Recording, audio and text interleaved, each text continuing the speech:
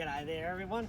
Today I'm going to show you how to properly set your bait caster and how to use one without getting the horrific ache of bird's nest, backlashes most of the time, and so on. So next time you're out, you can pick up a bait caster and use it like there's no tomorrow. Let's get into it. So I'm pretty sure this has happened to pretty much everyone out there. It happened to me, happened to my dad, it's happened to pretty much anyone. They buy a bait caster, like you see it on the fishing shows, you know, Bassmaster or whatever. They think, oh cool, they get one of these, they spool it up, they set it, they go out, get ready to use it, and all they're getting is just huge bird's nests. That's what us Aussies call a huge backlash here, is a bird's nest. And it looks something like this. Essentially they just get it, they spool it up, do the drag, you know, stuff like you do for a spinning reel. They do it properly, at least the drag. That's a train, sorry. So they grab it, set it up, and then they try to practice with it, or they take it out, and well, this happens. They do that, yep, just like that. Then they get that happening. That's happened to pretty much everyone, and I'm going to show you how to prevent that. First, let me fix this mess up. Right, so I'm going to show you the first things you need to do once the bait caster reel you have is spooled up. I'll show a spooling up video another time, but I'm going to show you what you need to do is, like, before you even think about casting this. Let's have a close look at this reel. So this is a Daiwa Alphas reel. Now, what you need to look at, first thing you need to do up is this.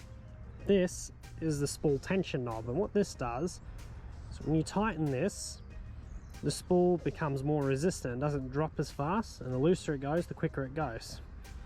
So if I do this, see, there's that's really loose. So, and if we put this, we tighten this up,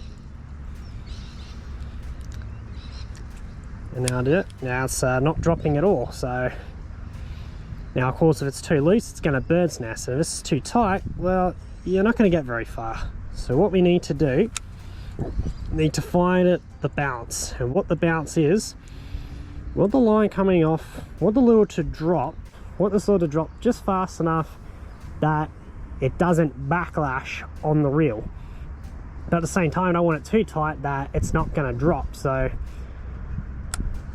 that's dropping too fast, so let's fix that. So the first thing I'm going to do, now all bait cast reels have got spool tension knobs, and they've also got some other features which we'll go to in a sec, but first we need to do this. So we're going to tighten this up.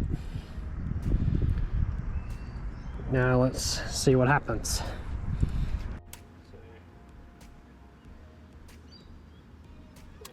One more time.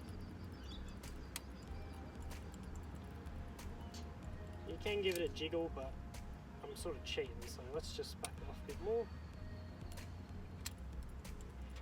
We'll just do this a couple times just to make sure you're certain. Perfect. That's where you want it. Now, next step. Now, this was something that I'd messed up for a good number of years. I'd known about spool tension knobs, but I always found that even though that helps, I always found you still had to keep thumb on the spool to stop it overrunning as soon as it hits the water.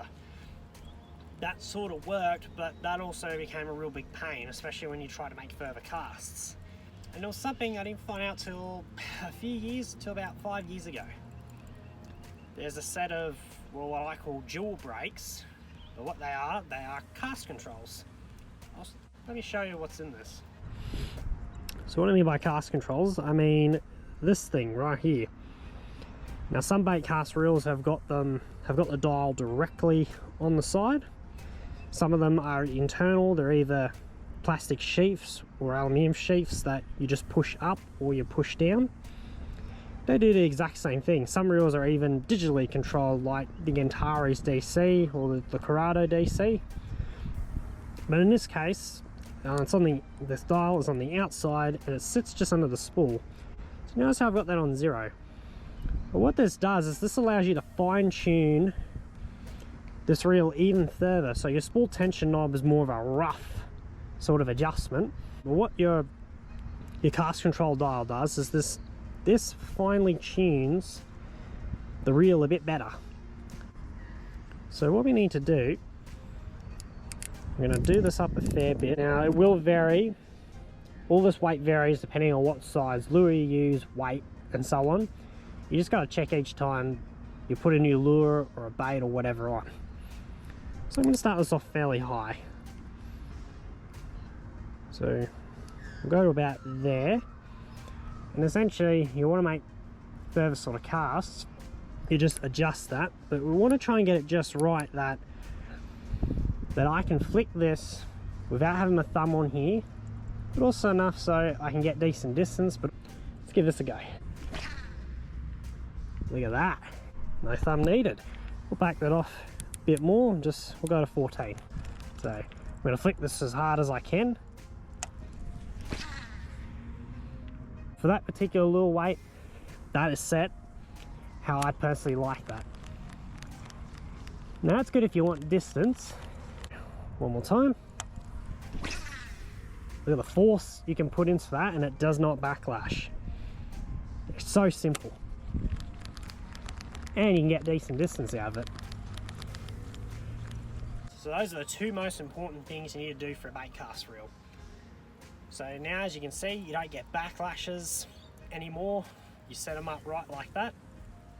But the main thing why we use bait cast reels is we're buying them mainly for accuracy. Yeah, distance is helpful at times, but a lot of the fish here in Australia and even in America, you see it with their largemouth bass scene.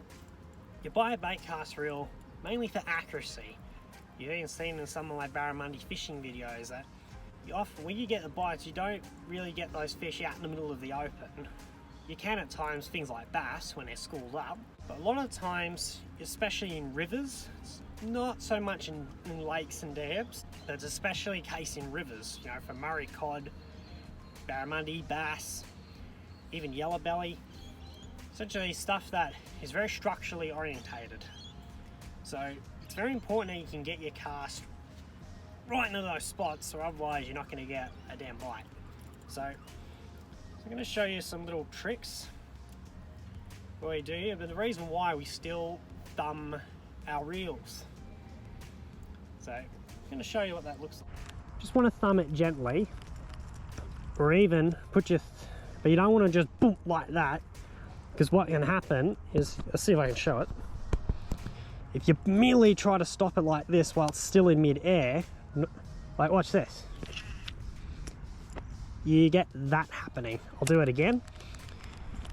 It's about getting everything, just want to sort of find the middle ground. So look, you go to accuracy, it's going good, but then you hit it too early, boom, you mess it up. So you just want to gradually put your thumb on it. We'll do that again. So it should look like this. Just gradually like that. Now, yeah, it's a big open field. There's not much in terms of accuracy here. See that little vaguely black line? It's just sort of ahead of me here. So, just like that. Don't need to put a lot of force, and it's just you gradually begin thumbing your reel. See, just like that. The idea is to land as close to the cover as you can without getting snagged up in it. Do that again. Just like that. The little black line, you can probably just see, it's where my lure's been landing.